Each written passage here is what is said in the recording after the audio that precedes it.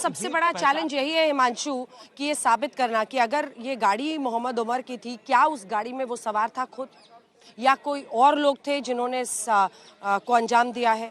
कुछ लोग ये भी इशारा कर रहे हैं कि क्या रिमोट डिटोनेटर से इसको ब्लो अप किया गया या फिर वो फिदायीन होने के लिए आए थे, क्योंकि बताया जा रहा है 2 से 3 लोग इस गाड़ी में थे। तो अभी तो तमाम जो तार हैं, कड़ियां हैं, वो जुड़ेंगी, पूरी तस्वीर सामने आएगी, किसके इशारे पर ये हो रहा था ये सब सामने आएगा। लेकिन हाँ, जो सबसे बड़ा एक तरह से सोर्स बना इन्फॉर्मेशन का या जो सबसे बड़ा कड़ी जो साबित हुआ वो है ये गाड़ी को ट्रैक किया गया सीसीटीवी के जरिए। कहाँ कहाँ ये गाड़ी घूमी है, कई एक जगह पर पार्किंग में भी कई देर थी, क्योंकि जाहिर तौर पर वो चाह रहे थे कि शाम का पहर हो, जब सबसे ज्यादा भीड़ इस इलाके में रहती है। 6:55 कई लोग यहाँ पर आते भी हैं और शाम के पहर में दफ्तर के बाद भी बहुत भीड़ रहती है, लोग निकलते हैं अपने दफ्तरों से, पूरा बाजार का इलाका है तो दफ्तर के बाद लोग यहाँ पर पहुँचते हैं। तो ऐसे वक्त को चुना गया और उसके बाद से ये धमाका। अभी तमाम जो कड़ियां हैं वो जुड़नी है। अभी तो शुरुआती तौर पर 2-3 बातें पुलिस बिल्कुल साफ नहीं कर रही है। विक्रम जी, सबसे पहले तो यही कि टेरर एक्ट था या नहीं था, जिसको लेकर चर्चा हो रही है, क्योंकि हर एंगल से जांच की जाएगी और जांच जब तक क्लियर नहीं हो जाए तब तक कुछ भी कहना मुश्किल है। दूसरा, अगर इस गाड़ी का जिसका पहला ओनर i20 का सलमान है तो आखिरी ओनर है उमर मोहम्मद, पेशे से डॉक्टर, पुलवामा का रहने वाला। उसके वहां से 12 फोन जब्त हुए हैं और उसके 2 भाइयों को हिरासत में लिया गया है। लेकिन गाड़ी में कौन कौन था और क्या वो आत्मघाती थे या फिर कहीं से डेटोनेट, बहुत सारे सवाल हैं और अनंत अभी तो जांच की प्रक्रिया आगे बढ़नी है। विक्रम जी।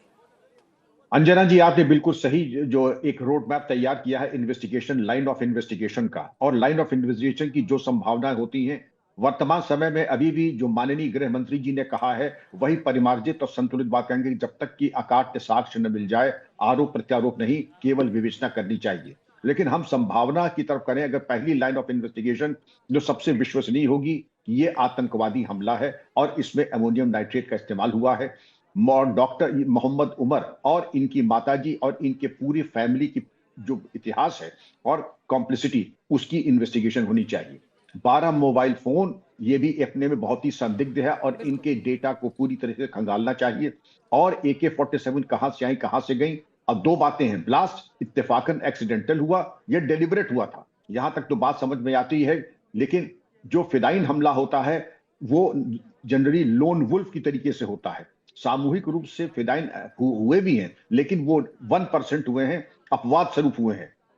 सामान्यतः जो फिदायीन हमला होता है लोन वुल्फ होता है अंजना जी, और मुझसे बेहतर आप जानती हैं। लेकिन इसकी संभावना और उसका कयास, अब जो डीएनए से निकलेगा कि वहां 1 मृतक थे या 3 मृतक थे, ये डीएनए की जांच के बाद प्रकाश में आएगा।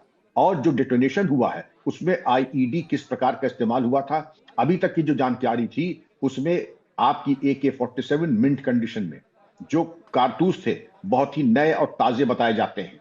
इसी तरह से मुझे ये कम से कम उम्मीद है, जब इतना state of the art equipment दिया है, व्हाइट कॉलर टेरर मॉड्यूल तैयार किया, व्हाइट कॉलर टेरर मॉड्यूल पहली बार भारत में प्रकाश में आया है, तो उसमें मुझे पूरी उम्मीद है कि आईईडी या तो एक्सीडेंटल होगा। जी, एक बार जल्दी से मैं अर्पिता के पास जाना चाह रही हूँ सर, असल में क्योंकि घायलों को लेकर भी लोगों के मन में इस वक्त सवाल है। अर्पिता, क्या अपडेट है हॉस्पिटल से घायलों के इलाज पर?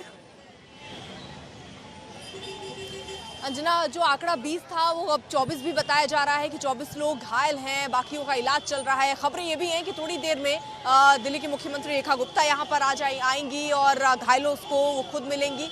कल अमित शाह भी यहाँ पर पहुंचे थे, घायलों से उन्होंने मुलाकात की थी, पूरी स्थिति को समझा था। ये भी खबर है कि LG भी थोड़ी देर में यहाँ पर आएंगे और यहाँ घायलों से मुलाकात करेंगे।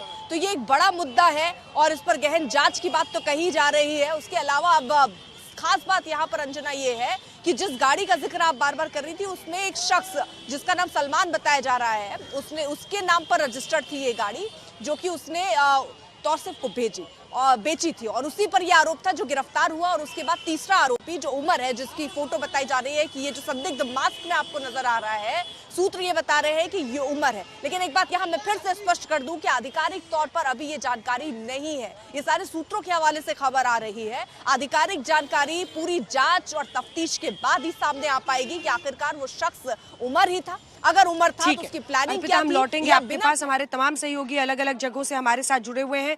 लगातार कवरेज आप देख रहे हैं और ये कवरेज आप लाल किले में ठीक उस घटना स्थल से देख रहे हैं जहां पर ये धमाका हुआ है।